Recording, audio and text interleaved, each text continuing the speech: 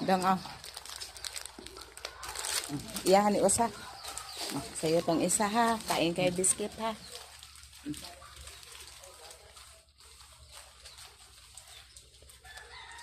Gusto nilang kumain ng biscuits ngayon guys. Kain ka. Kain kayo ha. Uyan to ka na. Inom na. Inom na. Baso na ang ginagamit ngayon guys. Kasi noon, plastic talaga kasi itatapon nila. Pero ngayon, pwede na sila sa baso. So, ito si Lola today. Nagiging beautiful na si Lola. And la, mamamasyal muna tayo ha. Gusto ko na mag-enjoy ka muna today. So, ito yung bahay ni Lola ngayon. Bago na talaga siya. And then, sementado na talaga ito dito guys. Oh.